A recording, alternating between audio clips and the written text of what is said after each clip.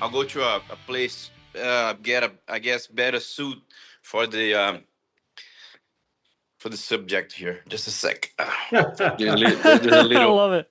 there's a little office here with the helmets back there. There You you can see. go. There you go. That's awesome. Our guest today drove in 9 Indianapolis 500s with 2 runner-up finishes.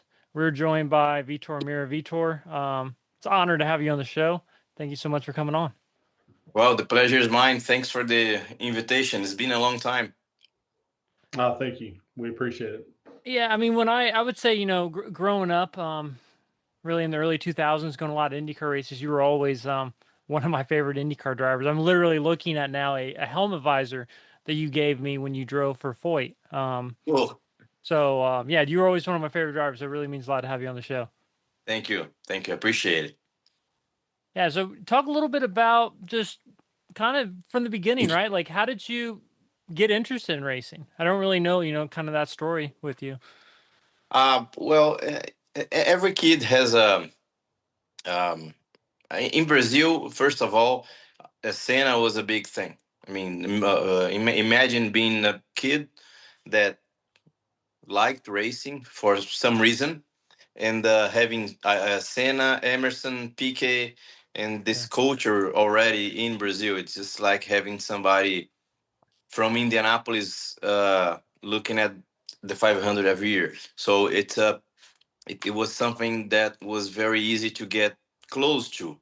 Um, and I remember at the age of 10 or 11 asking for my for Christmas present from my dad, sort of those electric little cars that you buy to have in the garage for the kids to play, like just to play around the backyard.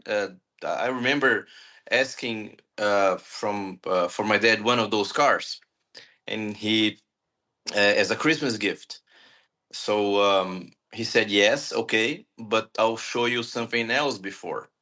He had raced himself a little bit in the past, so but I really wanted the car just to enjoy and play with my friends. But he showed me the go kart, and he told me you can have that one to play with your friends. You can play whatever over the week and have friend and have them buy, or you have the go kart. But this one you have to face it as a sport. You have to do it right. You have to train. You have to race, and I liked it already. I mean, between the two, it was an easy choice. So that was the beginning. I mean, the really sort of like beginning. It's a bit longer than that the story, because I really have to persist to insist on it. But it was a choice that he gave me. Either it was something to have at home or something to have in be in do sport. He was a sport guy, so um, he led me to it. Now I'm guessing, growing up, Ayrton Senna is a big deal. So was Formula One kind of always on your radar at that point? Or I mean, obviously, when did the whole IndyCar, did you ever watch Indy 500 as a kid? That's that question. Yeah, in the 500, yes. And then as I got closer to race, then you start watching everything, Le Right. Mans, IndyCars, NASCAR, and everything. But the goal was F1. Sure. And then from go karts, I went to Formula Fords in England. From that, I went to then Formula Renault, still in England. Came back to South America to do Formula 3, and that's the path for the Formula 1. Then I went to Formula 3000, did my first year in Formula 3000, was a good year, and uh, then the second year would have to be good. I mean, in 3000, it gets to a point in this European path that if you don't win the 3000, it's the F2 now. It's like people will know more like F2, the Formula 2. It was called 3000 back then.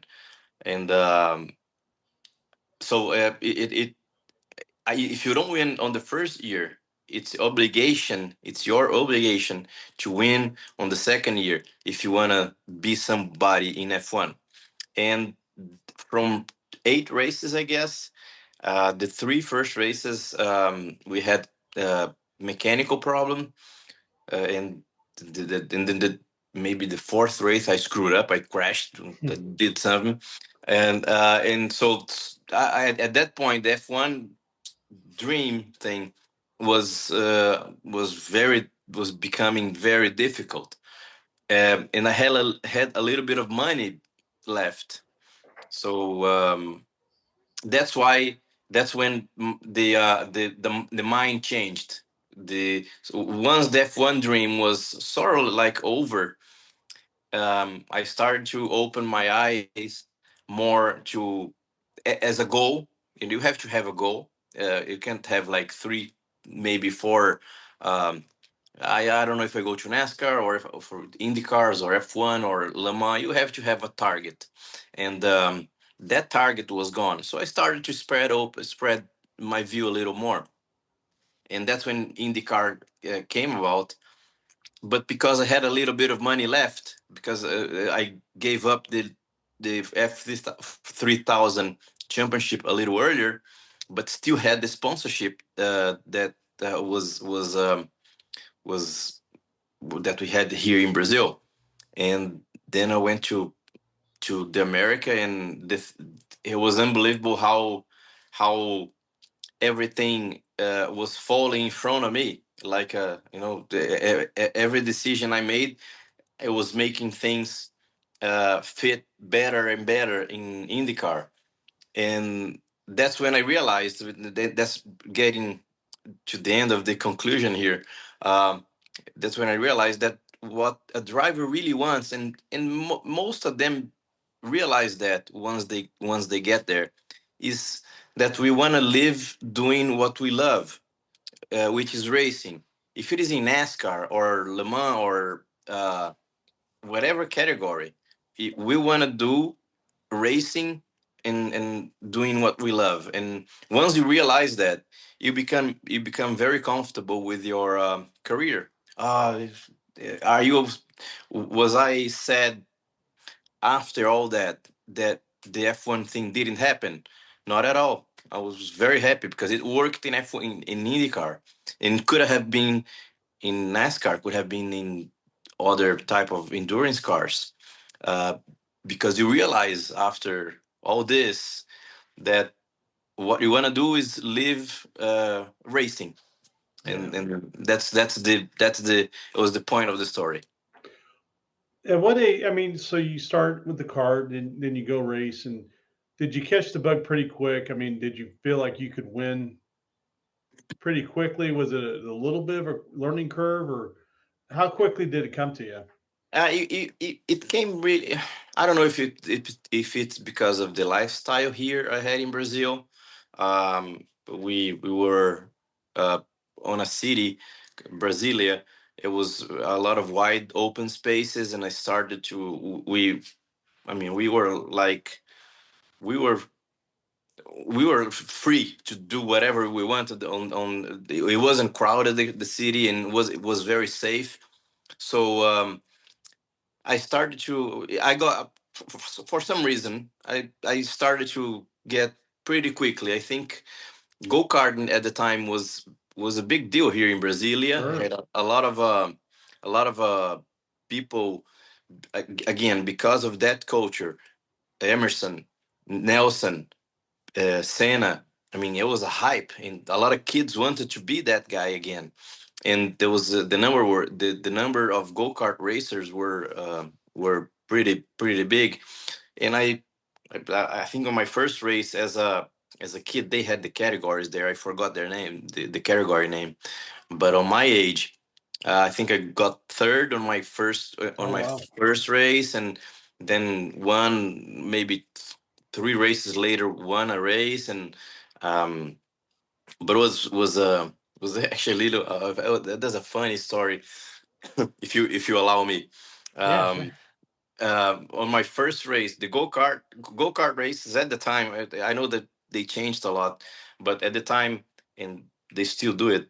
It's rolling start, right? I mean, and it was my first race. There was a lot to to learn. So on the first trial of the start, uh, it didn't happen. Everybody, people were not aligned correctly, so the director decided not to start. I didn't see that. I thought they were like that we're going, and I started. Since I started third. I know I started fifth, something like that. So I passed the guys really quick, and like, this is easy stuff. I'm on it. And I was like 2 laps by myself, and everybody on the track slow down. And afterwards, I realized that holy shit, I should not have started. So I went back to the thing. It was a mess because I thought I never heard about that.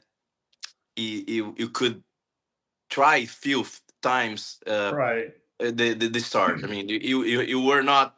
It wasn't 100% that you were gonna start on the first try, and I had no idea. But then that was my first race, and but it was good. And then on the championship, I think it was third, and then one, and then what things got from there to better. That's wild. Mm. Talk a little bit about, I mean, so you talk about when did kind of the whole America thing, coming to race IndyCar, kind of come about? I know I think your first time it was in 2002, right? Kentucky. That was your first race with Team Menard. Menard, yeah, it was Menard. So kind of just talk a little bit about how that Menard opportunity kind of came about, Totally, and then totally something else boring. that's interesting is, I mean, you did road courses, and then you come over to America, and you're in at that time all oval series. So talk a little bit about that as well. How long do you have? I don't know if I have battery for that. Um, I and actually it was one of I went to Indy after 14 years without going. I went to Indy this year, Oh wow. and yeah, it was man. It's been 14 years since my last Indianapolis. Time goes by fast, and it was one of the happiest moments was to see John Menard there on the pit lane. It just all of a sudden bumped into him. John, hey, how are you? And then I, for the first time, I was able to tell him that he was the man that changed my life. He was the man that gave me the chance to start racing. It was not a good contract, I tell you that. I mean, you don't. He doesn't do bad contracts for himself. Well, you don't have all those stores by being a bad businessman. You know what I'm There we saying? go. Yeah. He's not the man he is for nothing. But and then I thanked him for the opportunity because he changed my life. I really did. Looked into his eyes and said, with my 2 daughters beside me, and told him, John, the opportunity you gave me changed my life, and I really want to thank you for that. Look at my daughters; you changed their lives too. Um, you don't know, you may not know the whole story and how big of a change one small decision you made had an impact. But yes, you did change, and thank you very much for that. So that was the first time I could truly looking into his eyes, really say that to him. But again, back to the question. I was with this little bit of money that left from Formula 3000. I went to Michigan race Mm, to talk about Indy Lights because the category Indy Lights was reborning. I guess they were uh, Yeah. at the time they did not have Indy Lights in 2002. Yeah, 2002. They did not have Indy Lights, but they were going to have them in 2003, and people were talking about, and they were going to have the Lara chassis and Firestone tires and all that. So I went there to seek and spend this little bit of money I had left on this on the in the lights thing. And he and John Menard wanted to have a team, to build a team Mhm. in the lights in order to have drivers going up to Indy cars. And um, Then I went there and started to talking with people, with a big help from Ted Quackenbush, my team, my manager at the time. He was a big friend of John Menard, so first person I talked to was John, and so just normal conversation. Hey, how much money you have, and when is the team's gonna start, and who's I mean, just normal business conversation, and everything went all right, and we got out of there with a plan, with the money I had, maybe start training, start testing, and putting that money a little bit for the following year, 2003. Okay, yeah, it sounds like a plan. Okay, let's try to do it. And I had to go back to Brazil and talk with the sponsors, and so let's try to do it. Okay, okay. And that was before the race. At the race, I don't know who was driving. I really didn't. I really don't yet. Maybe you guys remember. But in 2002 Michigan race, the Menard driver had a big crash. He Mm. totaled the car. I don't know who that was. I don't know if it was. It was not the last years, because Jacques Lazer had his back broken. I don't Yeah. know who was driving, It was but a the weird guy. year. It was a weird year for him because PJ Jones was in the car at Speedway and spun and broke his neck at Speedway Yes. driving for John. Yeah. And somebody I think had gotten hurt in the car before that, and that's how PJ I think got to ride. And then I don't remember who they had in for the race though. I don't know, but the guy was fired. That's all Yeah, I know. right, right. It was on the spot. I mean, I Is it was like, Dismore? holy. Was it Mark Dismore? Oh, Mark Dismore. I just Yes, looked it up. Yeah. Oh, I think okay. was Mark. I think it was Mark Dismore. Yeah, it Yes, looks like it was. yes. Well, I don't remember correctly, but it probably was Mark Dismore. Um, and he crashed, totaled the car. John was pissed off. I was watching all of that after we had talk, and he fired Dismore on the spot. Like, you're not driving again for me. And so John comes back on my way, and I don't know why I had that that click. Got John and say, John, if you hire me, you will not regret. In the future, if you hire me, you will not regret. And then he just tapped on my back and say, okay, kid, thank you very much. Let's talk about Indy Lights. So, because that's what we were talking about. So I was going to the airport, and I had that global phone, the Nextel, remember? Yep. Because at the time it was a mess, cell phones. So I had the Nextel. So I was on my way to the airport. The Nextel thing, big, um, uh, ringed, and it was Ted saying that he uh, told me to come back to the shop. That was maybe 3 days later. Come back to the shop because they wanted to talk to me about the car. So when I went back to the shop, they had already, that was like maybe 3 4 days after the race. They had already all the stuff for seat fitting on the Indy car, not on the Indy Lights, on the Indy car. I was like, what the hell is going on? And he then told me, they're gonna try you on an Indy car. They liked this story, and John called Firestone. The Firestone uh, American competition president at the time in America was the in Brazil when I won a Formula Three. Okay. Uh, when I won a Formula Three in two. Let me try to remember here. In '99, I won the championship in Formula Three, South America, and this guy was president of Firestone South America, and then he got moved up to Firestone America. That's one thing that voted on for, oh, Vitor, you talking to him, good driver.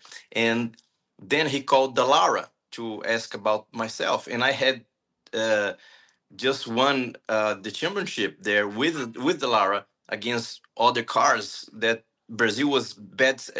Brazil was not a good buyer for.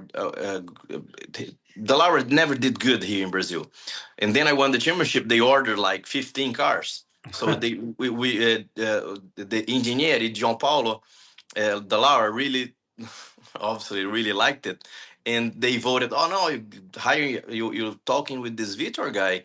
Good job. I mean, I think he's gonna do well, and all this I think got John excited, and then he had fired the guy, had put somebody on the car, and all of a sudden I was there. He had this click that changed my life. I was telling you earlier, and said, let's put Vitor on the car. But that's not the story. That's half of the story. Okay, they sit fitting and did all that. I was pissing myself. Like the Indy cars, oval. I never did that. It was powerful as hell. But let's go. No, that's you gotta do it. What you gotta do? You gotta jump them. You gotta put your put the fit. Put your foot, and then that's what they say here in Brazil. You put your foot up first, and then God gives you the floor. Uh, you put the step first, and then God gives you the step, You just the gotta the, trust the it. floor. You just Yeah, gotta trust it. Yeah, gotta have trust it. faith. Yeah, leap of faith. Yeah. Um, so then we went to Kentucky. Okay, we go to Kentucky. Everything's good. I got there in two beautiful trucks. We never had that in Europe, in all that IndyCar equipment, and it was a paradise. So I got there, and there was another driver, Memo Gidley, Mm. there too. I thought I was gonna do this by myself, but whatever. They told me, hey, you're gonna test the car, but Memo Gidley here will test it too. We don't know who's gonna race, so you two uh, have you two do the test, and we decide afterwards who's gonna drive the next race. To make things worse, I was pissing myself, and then this Memo Gidley was a well-known guy, Sure. new ovals, knew everything, and, there was I with my unpainted helmet that I had to go to Indianapolis, whatever store to buy a Simpson helmet with white suit, and I had to buy everything. I didn't bring anything, so there was I, and Memo was there. So we decided that because of his experience, he was gonna go and get out first with the car. So he went out in the morning and did his deal, and but we lunched. So it was my turn. Then on my turn, he we I had my measurements for the belts already, and we changed the seats, we changed everything. So I got in the car to make sure the belts was all right, and the mirrors and all that, the normal stuff when you get in the car. And when I was in the car, Butch Meyer, Hmm. which Yep. was the team manager at the time, became a good friend, gave me a thick contract, like this thick. Like, holy shit, man! I still have to read that before I go to test, and that was I went back to the truck, started reading a little bit, and there was no point reading really. I mean, I called my dad. That's what the first the first number on the line, right? Dad or mom. Right. Um, so I called dad. Hey, dad. He knew what was going on, but not this part. Uh, they just put me a contract here. He said 10 years without having being able to sign with anything, to buy out contract a huge amount, and we started to talk, and within 2 minutes my dad was, which was still my hero, and had a lot of experience in business, and he asked me, what else do you have? I said, oh, well, we're still trying to do this IndyCar thing, and we are trying to this and that. And he stopped and said, what do you have? I said, nothing really. Sign this goddamn thing. That's Let's fine. go. Yeah, you don't even have to read it. Sign it. That's you at least gonna have something. So I signed. I mean, with my peace of mind, signed it. did the test, went faster than Memo, and then did the last 4 races for Menards. That's how everything started. That's crazy. Yeah. What's his name? Carl Edwards just told a very similar story about when he signed with Roush. He was going to, they wanted to do the truck deal, and he said almost the same thing. He said he called Kenny Schrader, and Kenny Schrader, he said, well, Kenny, it says this, it says that, and Kenny goes, I'll make this real easy for you. You put all your contracts on the table, and then you decide which one you want. He goes, well, I only have this one. He goes, well, then it's a pretty easy decision. There we go. He That's told it. this story on the Dale Earnhardt download, the Dale Jr. download podcast. Yeah, that's hilarious. Yeah. So yeah, well, that's what happened in well, that's how I got in the first race, which was Kentucky, you just mentioned. And then all of all, I think was maybe lap 50, 53. I remember clearly. I was maybe passing for 13th or 12th, something like that. But I was passing Raul Boesel from Brazil. And that I used to watch race and like, man, this guy really drives. And I was passing him outside, and I realizing with the spotter, like the spotter was very clearly saying, inside, you're clear from Raul. And we used to call too cool Raul because it was all cool. uh and I clearly remember, like, man, what the hell is happening here? I'm passing Raul Boesel. That's so cool. So That's crazy. yeah, I mean, it you was good. fit according. I'm looking at kind of your stats from 2002. You finished third at Texas, which I mean, like you said, you didn't have any oval experience really leading up to Kentucky. And what was kind of your first thought? Because Texas, a lot of drivers say that's one of the fastest, really scariest ovals. Kind of what was your thoughts on Texas? Texas, we had the good thing there because we for I don't know what at that time. I think each team uh, could prepare their own engine.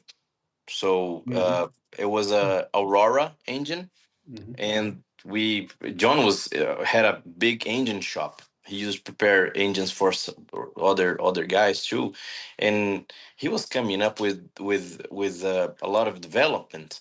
And we went to had 2 days maybe in Texas, one day testing engines. Uh, and so he had a lot of new parts, then some engines that just had got out of the dyno, and we went there and tested. So that was good because I had one day by myself, or maybe another two cars, in Texas, to just be and get my time going, instead of just having a uh, 2 or 3 40-minute sessions and then go qualifying. Um, so that helped a lot, the Texas race, and that the Texas uh, getting used to, afterwards. Uh, the car was really good too. I mean, we really they had good cars in Texas for the race. Maybe there was a race 2 3 months earlier that they had a good setup, so everything fitted good, and I was third, but I was pole position. The car was fast. The car was really fast. If I had more experience, if I had 2 months, maybe 3 months, a little more experience, I swear to God, the race was mine, hands are down, because the car was really fast. It was pushing a lot. I still have that tape of that race. I watch it sometimes, and the car was pushing quite a lot. Remember clearly. Um, so the car was really fast, and I was first, and Alonso Junior was second. So it was very cool to be beside Alonso. Yeah, absolutely. So, the next year, your first year at Indianapolis, just talk a little bit about kind of your first thoughts on the oval. I mean, a lot of people just talk about going in the first turn, just how narrow it seems, and you're going flat out in most cases. Like, obviously at this point you've been on several ovals, so kind of how did the speedway really kind of compare to your oval experience at that point? Indy is it's totally different. It's totally different. Not because Indianapolis is different, but also because the rules of Indianapolis is different with the wing regulations. I mean, there you can run your minimum. The rest of the ovals, you're set, and you have to do other things to go faster. Um, Indianapolis is a driver oval. Is a truly driver oval. Obviously, you have to have the car, and the car counts a lot. But it was the first oval that I really thought, man, this thing can kill me in a minute. Um, in but again, the first attempt I had to drive in IndyCar was with Menard, and it was a Chevy, and with a T car from Jacques Lazier. We tested a lot. The car was good, and then we decided racing to go race. And everybody again was talking about the first turn because it's something that uh, Johnny Rutherford told me a lot, that on the day of the race the track changes not only because of the crowd, but also at that, and again at those days it was a month of testing. Now it's maybe a week or 2 weeks maximum. At those days, were like a month. It was an eternity. Um, in the race week, there was no track activity. Uh, Qualifying was the weekend previous to the race. So on Monday, bump day was done, and the track stayed uh, with no cars, with no activity for a week. So it did change a lot. It got dirty and rain and all this stuff, plus all the plastics and cups and things from the crowd. Um, so it That was something that people and Johnny Rutherford told me a lot. But what really scared me, or really was really impacted by it, is that when we turned the cars on, at the time was all methanol, or like almost the fuel was methanol at maybe 90% or something like that. And we took a little bit of time to get going. I started to cry, and my eyes Oh really yeah. start hurting because of the fumes. Man, I couldn't breathe. It sucked. Before the race, I was all focused on like getting going and everything, but the fumes was really heavy, and I was almost like, man, I turned the car off. I want to get out because I can't breathe. And all of a sudden we got going.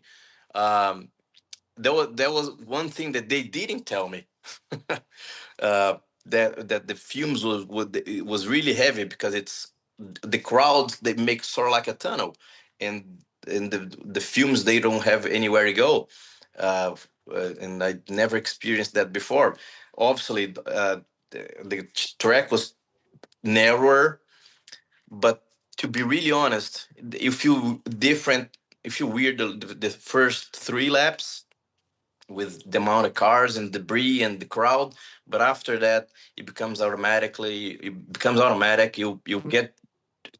have to get used to things, and that was not as difficult as I anticipated. The fume thing really annoyed me. I don't know Where'd you why. start in that race?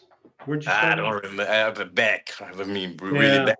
yeah, I we've heard that story a lot from a lot of different guys talking about how Yeah, bad the fumes are, and then and if you look at some video or some photos taken from behind on the start, taken from behind, especially on seems like on the warmer days, you see all the heat and the Yeah. fumes and all the exhaust coming off the cars.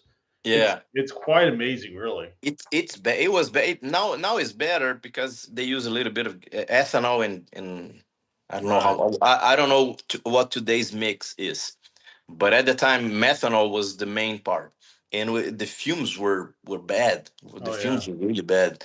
That really impressed me. yeah. No, and we've heard that story a lot, but it is, uh, yeah. I can only imagine what that's like because I like we have race cars, like sprint cars, midgets. You start them, you're standing there next to them, they're running, and they run on methanol, and man, it just like you said, it just burns your eyes. Yeah, it did. It did. But then we got going. It was Right. it was then everything everything was much better. So, you talk about watching the Indy 500 as a kid. So, actually, um, being a professional race car driver, lining up to race in the Indy 500, with all the pageantry involved, 300, 400,000 people around you. Kind of what, I don't know if anything, obviously, me or Scott haven't been in that situation as a competitor, but I mean, I don't think there'd probably be anything to really compare you. I mean, you can watch Indy 500, you can be there, but actually, I would just imagine like being in that position. I mean, kind of what was that like for you on race day? Um, well, now with 48 years old, um, and after racing at that point, I was racing continuously for like 20 years or something, 25 years. I think I got to by the end of my career 32 years continuously racing. Um, and you think is normal. You really think being there, going test, setting up the car, it's normal. One more day testing. Oh, cool. We're gonna test tire. Cool. We're changing teams, or we are developing parts. Everything is one more day, but it's not. It's not. It's something really special. And after being, and I mean, I'm working like hell here in Brazil. Also, normal work that sucks. Um, and in knowing what it was, it's not normal. It's a blast. It's a gift, and I every chance I have to tell the drivers that are still on, and even the drivers that are getting into, say don't act like this is normal. Obviously, don't make it a big thing of it, because then you become all nervous and it gets in the way.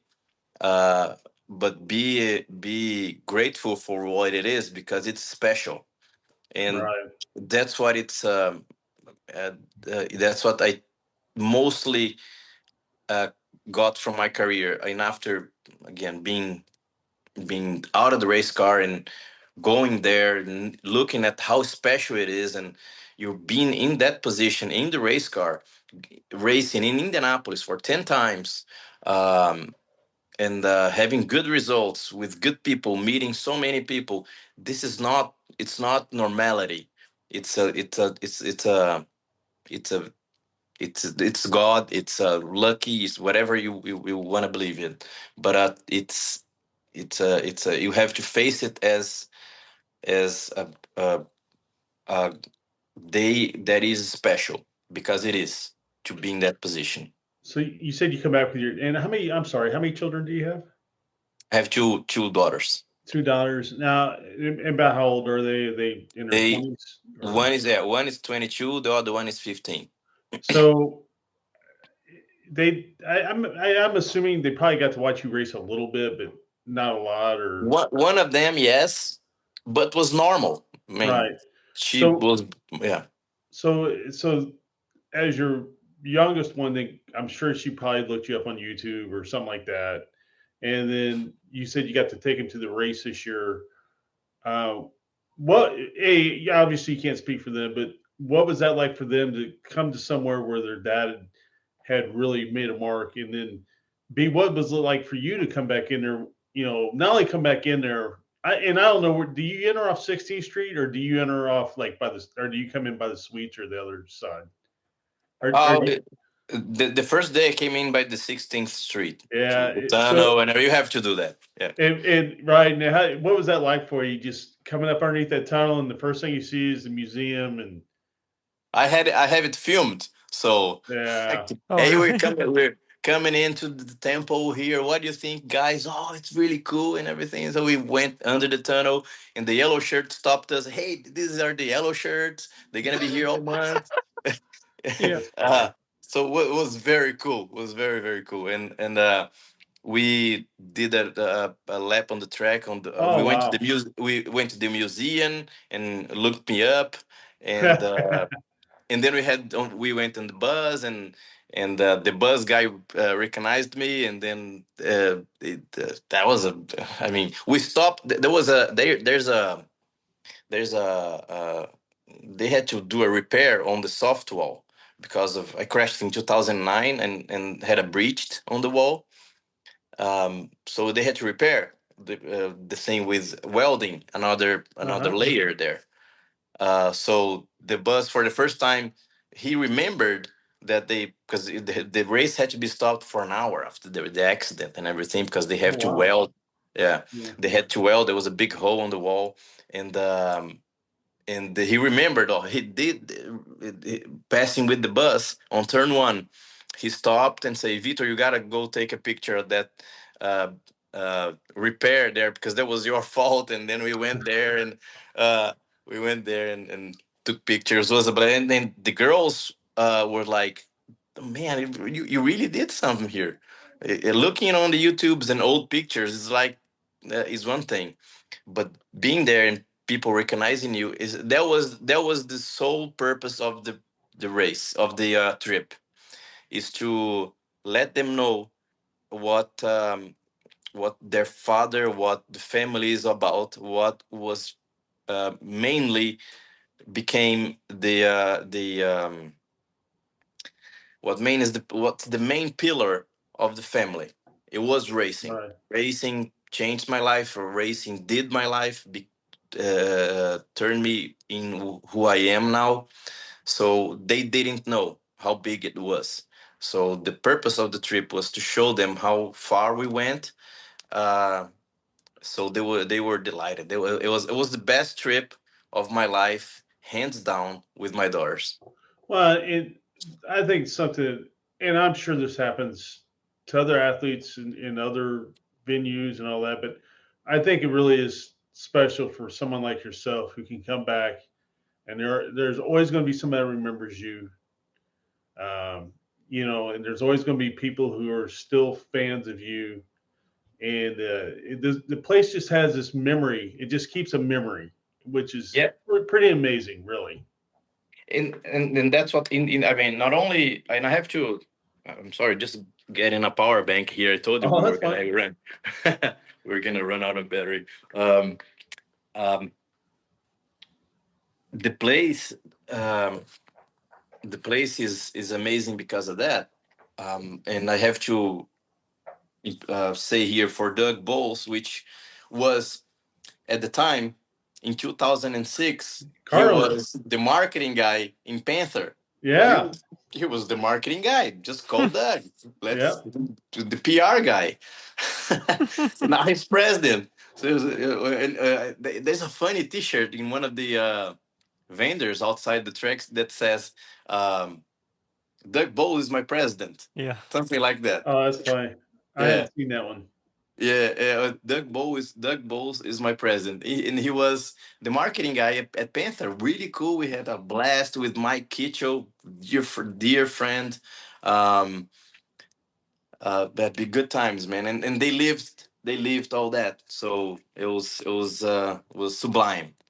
Yeah, Doug's a good guy. Doug, Aaron does a charity go kart event every year, and Doug and his son come and did it this year. And this was after he'd become the president of IndyCar as Yeah. well.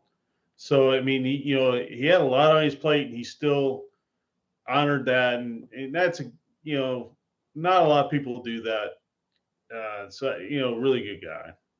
Oh, Doug is awesome. I mean, then so I called him up, and he hooked me up with the all the stuff I needed. Sure. And well, here we went. So um Doug, again, I have to thank him a lot, and because it was the best trip with my daughters, and showed all the I mean 109 times that race happened there, and they kept almost everything. I mean, if Yeah. not everything. Um, it's something that we here in Brazil and other countries talk about how um, careful you guys are with your own history, and we don't do that in Brazil. Yeah, we are a third world country. We have to do everything new. We have to, and we don't take care of our own history. And you guys do that very well, and it's something that to Well, be admired. I think there are certain things that do it well, and the speedway is definitely one of them. I mean, Hmm. yeah, it's pretty amazing. It's also, we're getting way off the weeds here, but it's pretty amazing too to think what it was like after World War II. And I mean, it could have easily been leveled and you know Yeah, houses built there. I mean, it was in bad shape when the Holmans took it over. And it's just amazing. It's been through its ups and it's been through its downs, but it's amazing how it lives and thrives. And I always look at almost like in a way of like, and I haven't heard Roger talk about this, but I almost look at it almost in a way that people don't really own it. You're just the one that has the keys and pays the bills and makes money at the yeah, time, but yeah, the event itself just lives on somehow. You know. yeah, yeah. And he has this culture. He has this care behind it. Hmm. They renew it everything, and they keep doing renovations and taking care of I don't know anything here in Brazil that is is that taken care that has 100 and whatever years. Um, it's something to be really proud of you guys. Really, really is. I see in other countries. I see what we do here in our country that I love very much. But he has to learn the good things are there to be learned. Is in the speedway is a is something to be watched and to be done just like it. Well, I've said it before. I've told other people this. When Roger first took it over, you would drive by the track and you'd see Roger outside pointing what he wanted done and telling people. You could tell. You'd see him pointing at something, and then a couple of days later, you drive by and someone would be painted or there'd be Hmm. something taken down or something new put up. I mean, he has a lot of care for that place. That's for sure. And Yeah, Doug does as well. I mean, yeah. obviously, Place to be. it is. And you got to see the new museum because they just, I don't know if you're aware, but they just got that renovation done a few months ago. I went there. Well, we went there. Yeah. Yeah, That's it's where we pretty looked. amazing. That's where we looked up, and now it's before I went on the older one, Yeah. they had little plates on the wall with the everybody that Right. started in the year and their team and everything. But now it's digital, so Yep. we had to go up, look it up, and it was cool. It was very cool. We took picture of everything, man. I mean, it was a lot of fun. They had no idea. They had no idea. It's even as good as that. Of course, it's moved now across the street. The photo. You probably never been to the photo office, have you? Yeah, that's To where the I met. That's where I met Vitor. But it was Oh, the is one Oh inside the hell track. yeah, That's right. yeah, The one inside okay. the track. It was the yeah. one inside the track. I had never been there, but and I was like, man, I don't have all the pictures of the starts. I just don't Okay. have it. I don't have it. So we were with the kids after having a hot dog and a beer. Uh, from from I mean actually two hot dogs in a Coors Light, um, with my 22-year-old daughter that doesn't do that very much, but we thought it was cool. Just let's have a hot dog and a beer here at the Speedway, and then we go get the pictures because Very I could nice. never put all together. Actually, it's right here. The envelope is Oh, right here. that's awesome, man. Yeah, there we go. The And envelope is right here. There you go. not great for you, man. They Yeah. have a lot of shots in there too that are. kind of candid. They may have like just you sitting there talking to somebody or Yeah, look, something like that. It's just I'll, crazy. I'll pull out here as they were um, talking about as they were pulling out the pictures and everything. And then just so everybody knows, this is not we did not program this. We did not talk before. But I mean, this was a picture with my mom. Oh wow. Yeah, here it Oh, is. that's awesome, man. I was How a great is kid. that? How great is that?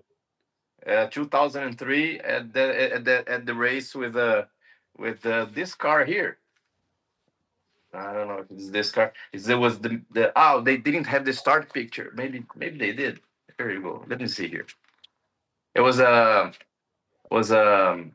sponsorship was Metabolife. I Okay. remember to Yeah. Yeah. this day. Yep. Sure. Metabolife. I don't know. I'll have it somewhere here. But it was awesome. Good Dude, that days, is so man. great. Good, very good days. Very good times. Very Yeah. good times. Oh no, the Metabolife. Sorry, the Metabolife car just came about like 2 days before the start. I qualified it with the T car.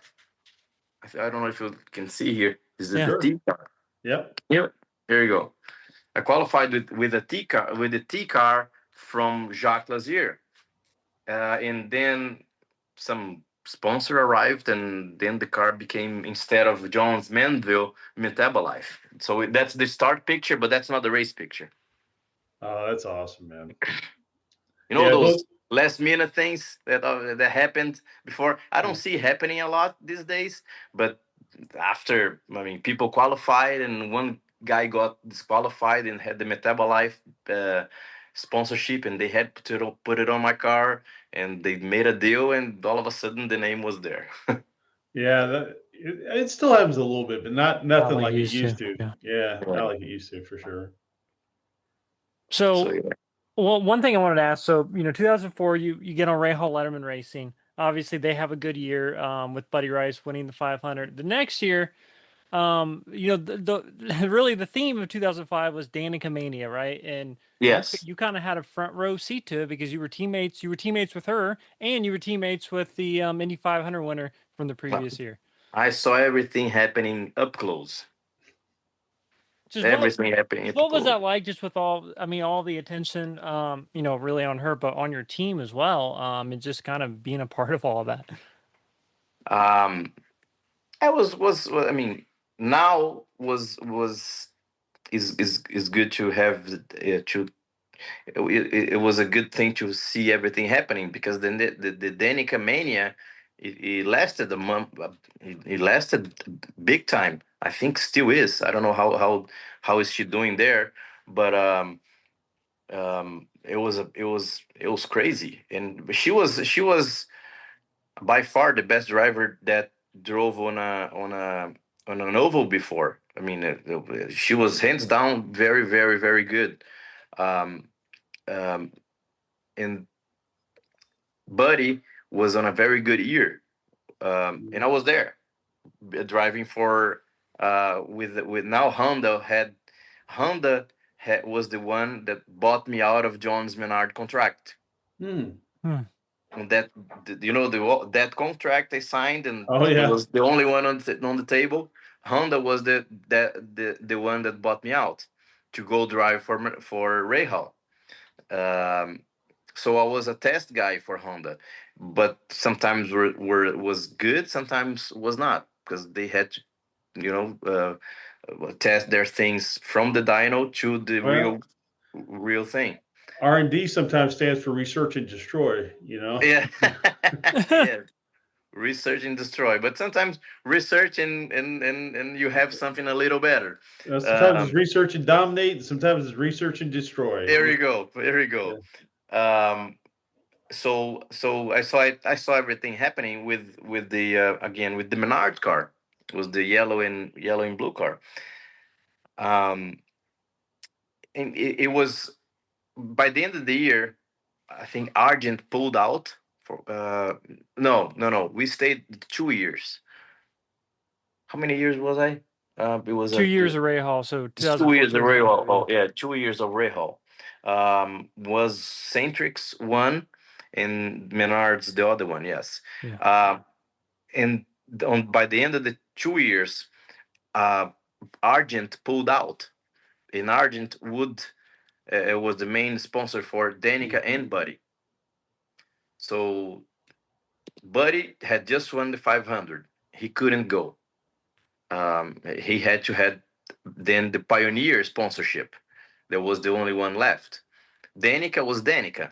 They would find money for her, whatever.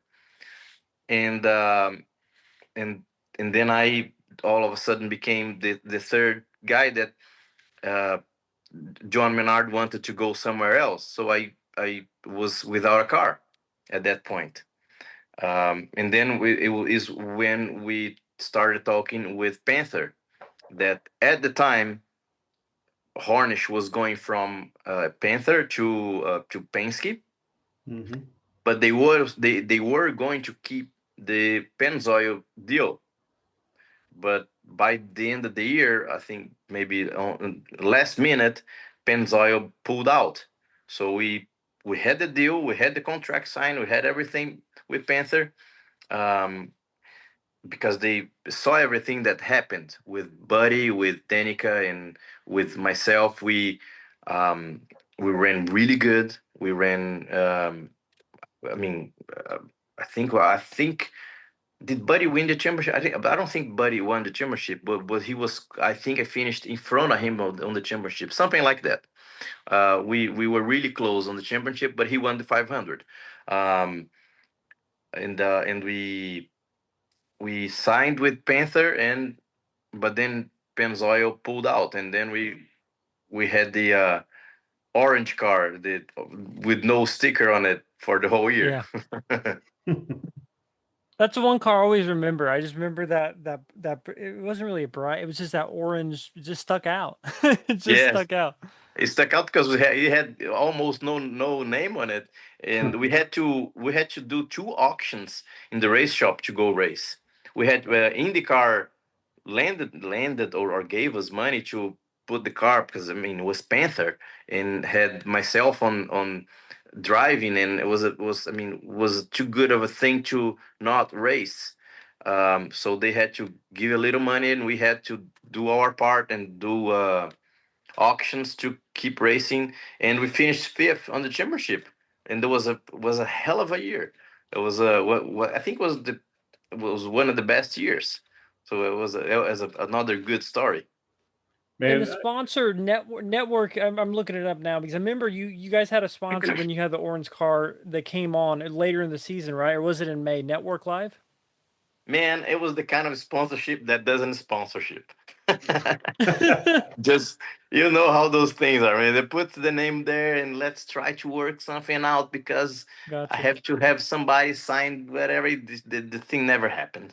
But and we had those momentary sponsorship, like I think was in. It's not in Vegas, but it was a race close to the hotel Harris that we had Harris on the Milwaukee, I guess. I guess it was Milwaukee. I don't know. But we had Harris on the car, and then we had George Foreman being team co-owner. I forgot about that. I remember that now. Yeah, Yeah. it was a mess of a year, man. And we tried everything, and we were running good. I mean, we were running very good with Bill Peppers as the engineer, and with things left over from Hornish and all that. But it was good. It was good. It was a lot of. We took a lot of pride on that year because it was a tough year that we had no money. We did good, and after that, because we even without the fundings and the stuff, we were able to then have the Delphi deal that Mm. I think was Scott. What was his name? Scott had Delphi car. Scott Sharp. Scott Sharp. Yeah, Scott Sharp was gone to LMP3. Was not racing or with Okay. the Petron deal, and Delphi was there, and so we got the Delphi deal. We because of the good year we had with the big orange car. Man, auto racing is so crazy. It'd be if you chronicle everything, even for the best teams, it's even a team that's having a great year.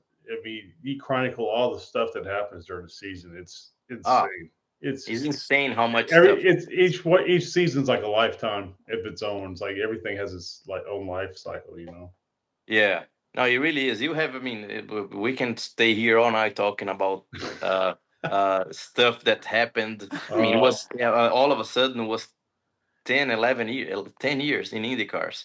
So and you uh, ran how many years you ran for Foyt? Foyt was three.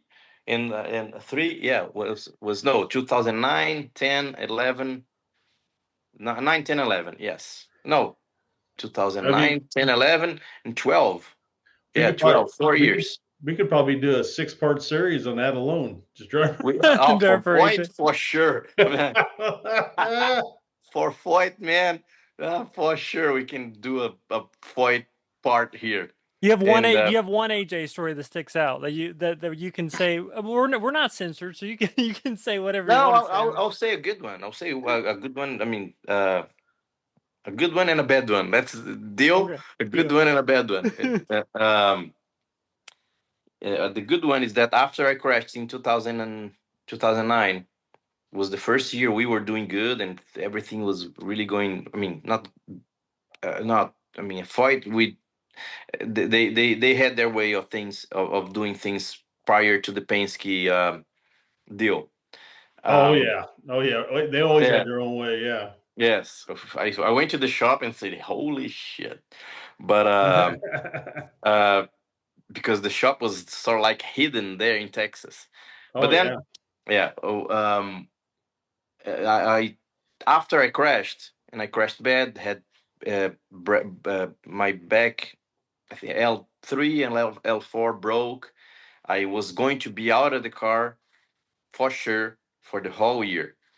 And AJ came into the hospital and he put himself in my place and he knew what I was thinking. I was thinking my career is over. I'm going to be as I was already going from Panther to Foyt. It wasn't a step up. It was a step Right. down. Right. So uh, obviously we were trying to work up. We were trying to make things right, but deep inside you realistically you knew it was a step down. Um, he came into the hospital after the crash, maybe I think it was Monday or even Sunday, and say, "Kid, just get better, just working and get better, and your car will be ready when you come back." Normally is get better and let's see what happens. But then he had Ryan Hunter Ray on the car. He had many other drivers that as soon as Dr. Trammell cleared me. He pushed everything out of the way, and we start racing again. The first race we did was in Sao Paulo, and I finished third. Oh wow. So I'm very thankful for AJ to putting himself in my place and knowing and keeping his word to the end. I mean, he really kept his word, and I really have to thank him because then uh, we had good races, we had bad races, but we had a good story together. Maybe 3 or 4 years.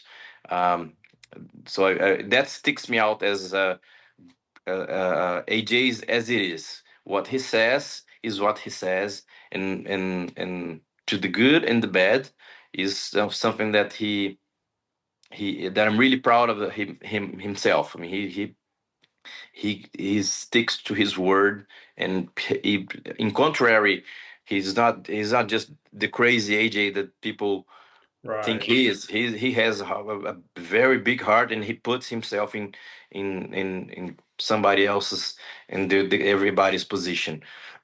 That's the good one. Yeah. The it's not a bad one. It's just AJ.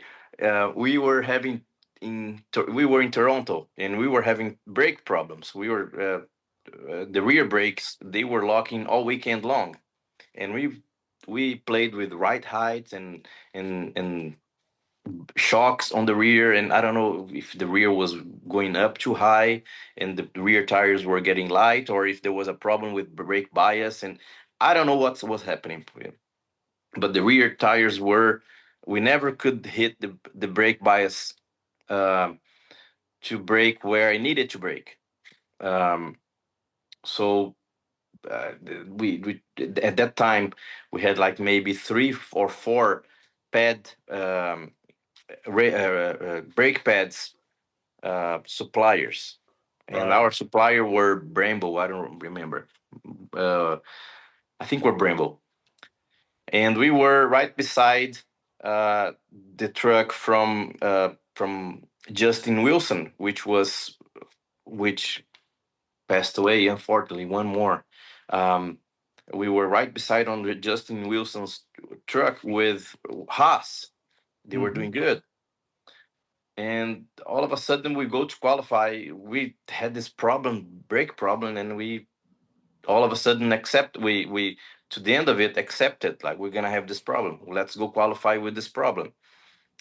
So I went into the truck, started preparing for to qualify, and all of a sudden the guys were like playing with the brakes again, and I went out and say, hey, what's happening? What are you guys doing? No, AJ brought good pads here, different pads. We're gonna risk it, and we're gonna try to make it work. I mean, we were midfield. We were not great, but not bad. Um, but well, let's try to do it. Okay, let's try to do it. Where are these pads comes from? They wouldn't tell me. No, it's fine. It's fine. AJ brought it. It's fine. Okay, it's fine. It's fine. I went in there and got ready to qualify. Went out. The car was crap. I mean, you wouldn't. It was all wrong. Not the car. No, the brakes were not good.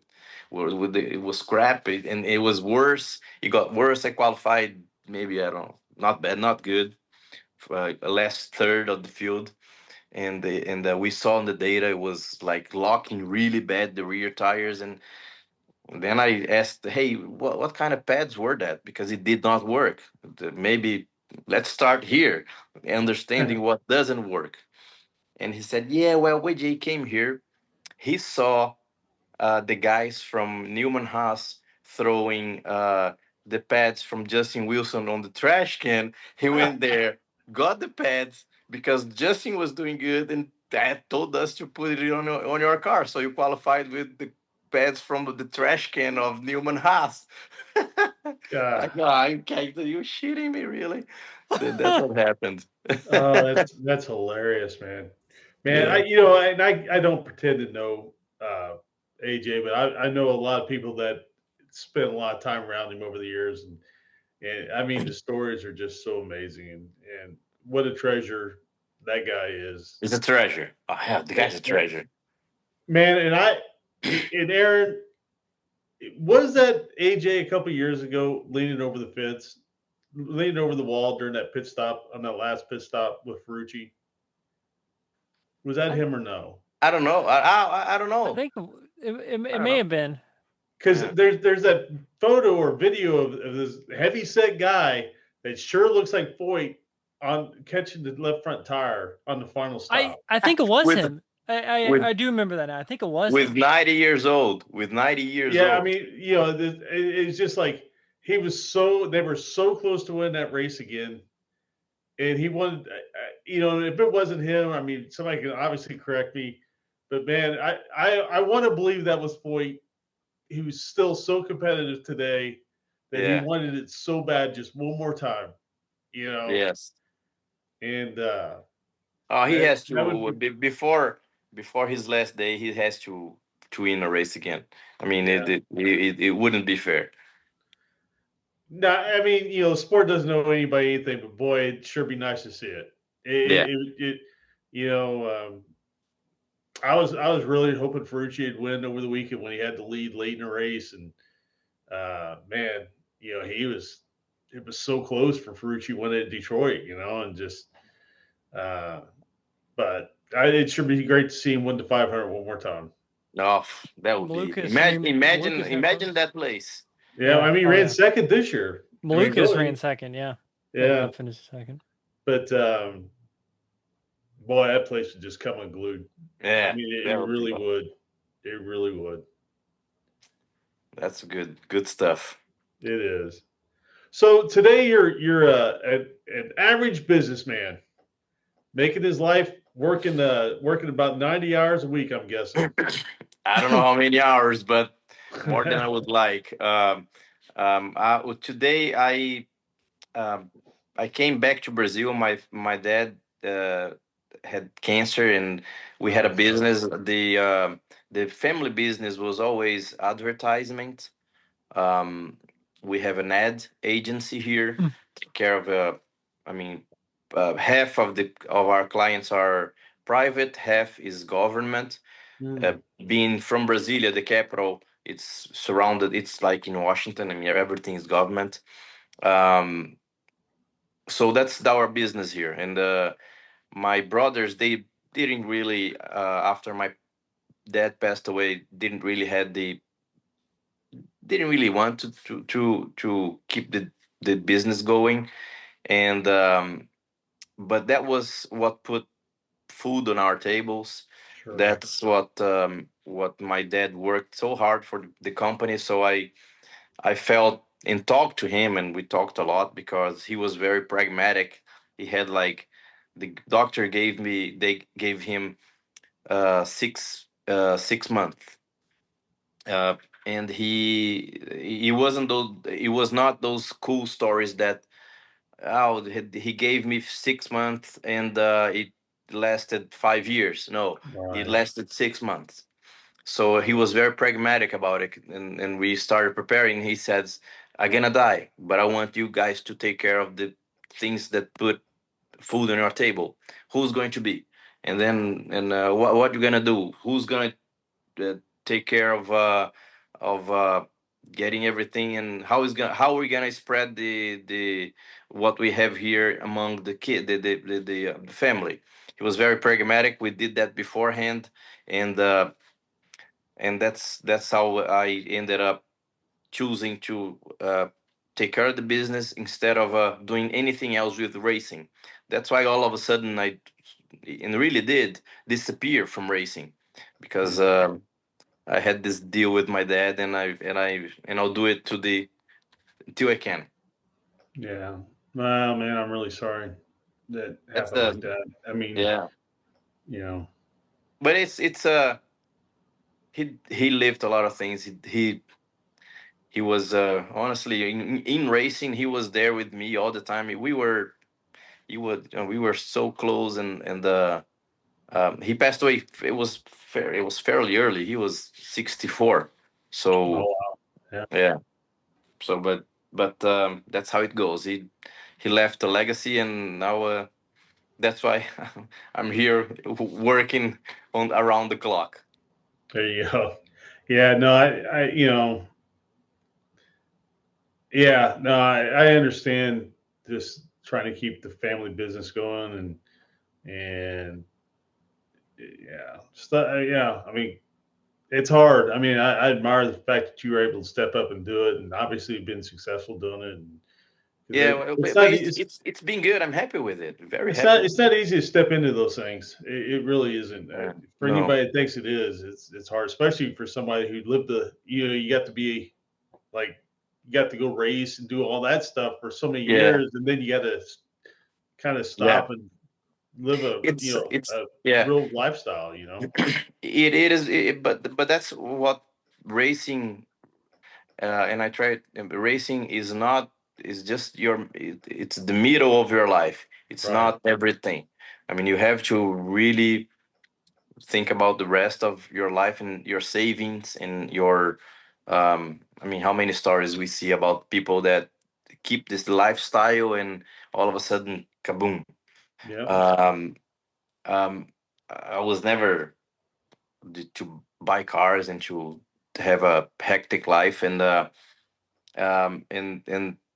the business here, is good. It's good business, good business for family, and I'm happy the way everything went. I mean, I'm not happy the way that my father's gone, but Right. that we don't control. What I can't control, I'm very happy with it. So, um, and what I intend to do more is go more times in Indianapolis. I mean, in the next year and the after, because uh, 10 years go by really fast, unbelievably fast.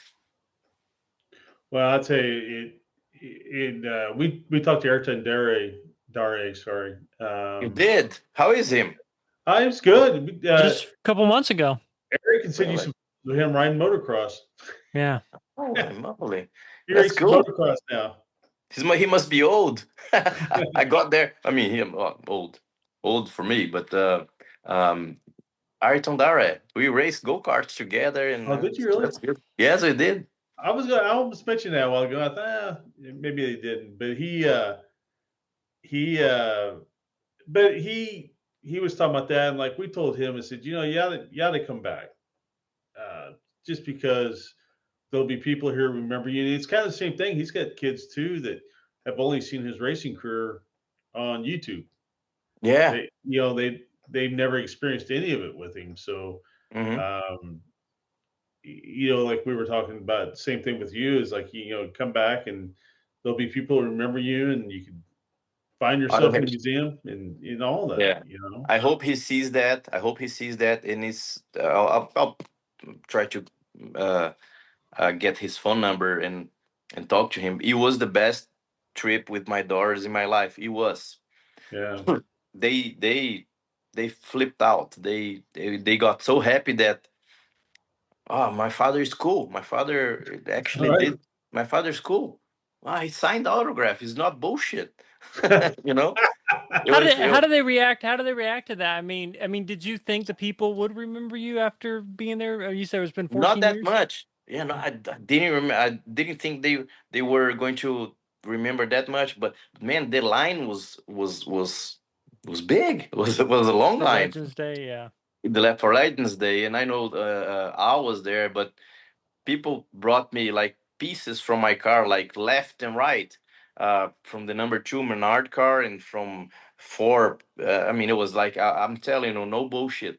It was at least 50 parts from cars I Oh wow. signed. Yeah. Like rear wings and side pods, and the guy had a wheel, and it was awesome. It was awesome. A lot of people remembered a lot of pictures and all that. Um, was cool. I mean, that's and they were back, sitting right behind me. Oh, like laughing and stuff. It was very cool. It was Yeah, again the best trip of my life. dude, that's so awesome, man. That That's really amazing. is. Well, I don't have really anything else for you, Vitor. I appreciate all your time, and I know you're a busy man. So, if you have anything else, Scott. I don't, man. Just thank you so much for your time, and it was a pleasure to watch you race, and it was a pleasure to speak Yeah, with you, absolutely. and Well, man, it's really special to be able to sit down and talk to former drivers or current drivers for that matter. But mhm. and I always love the stories, and if it's somebody who's raced for a while, they usually got a good AJ story, which is always great, and Well, we we can appreciate do a it. we can we can do a second part, uh more like a talk show. Since I'm working with advertisement and media and all that, we can do one thing here, like a more of a talk show. uh because I'll tell you one thing: the former drivers, they will tell you the truth more than the Well, the current drivers. current drivers can't really talk too much, but the former No, drivers, they're pretty much set free, Yeah. unless they're still trying to work in the industry. no, no. But well, if you got to get the guys that they are not coming back. Right. And they are the ones that are gonna say the truth. And we can do a second part with a lot of bits and pieces of stories here, uh, true stories, and with no futures. Oh, that's awesome, man. Yeah, I no, look we're forward really. to it. Yeah, absolutely. Yeah, thanks, Vitor, so much. It really means a lot to have you on, and yeah, hopefully, you'll be able to come back to Indy next year. Oh yeah, let's. Well, you guys have my contact now, Sure. and let's keep in touch. We'll do. Absolutely. Yep, absolutely. Absolutely. Thanks, Vitor. Thank you. Good night. Good night, everybody. Yeah, appreciate it. Thanks. Bye. Thank you. Bye bye.